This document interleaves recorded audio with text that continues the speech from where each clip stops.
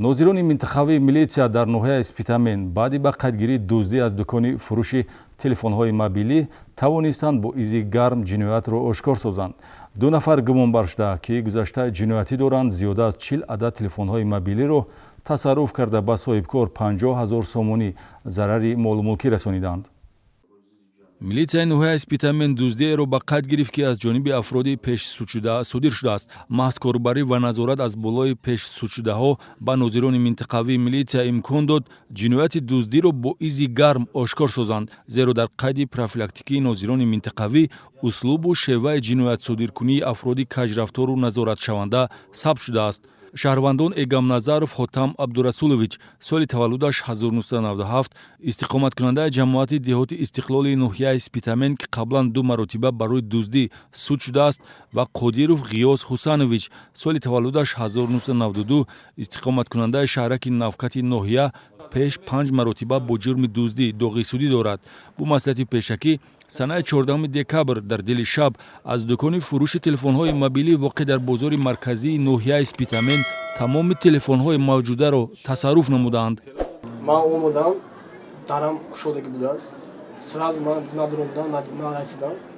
милисия ҷиғ задам, милисия омад. ҳамин дуромадем ки дидем ягон чизам нест. 50 та зиёд телефонам буд, ягонташ нест. ҳамаша гирифтааст, барафтааст, дузда барафтааст.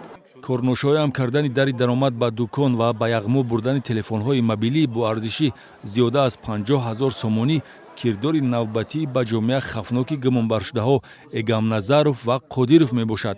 онҳо дар ҷодаи ҷиноятсодиркунӣ шахси тасодуфӣ набуда дуздиро дар ҳоле содир карданд, ки оқибати амалашонро медонистанд. дар вайрон када даромдем, шерикам ҳам телефона гифта додан гифт, ман кистам баандохтам, худашам гифта баандохт. баъд коробкаши як телефон баандохте буронда рафтем.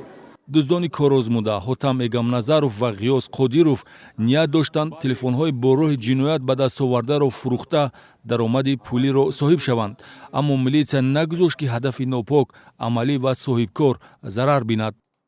айни ҳол аз тарафи кормандони милитсия 43 адад телефонҳои мобилӣ, ки тамғояшон гуногун мебошанд, аз гумонбаршавандагон дарёфт ва мусодира карда шудааст, ки бевосита гуноҳи номурдагонро тасдиқ мекунад. дар асоси далели ошкор гардида парвандаи ҷиноятӣ оғоз ва нисбати гумонбарон чораи пешакӣ дар намуди ҳабс татбиқ шудааст. одати баъд онҳоро боз аз озодиву ҳаёти осоишта маҳрум хоҳад кард.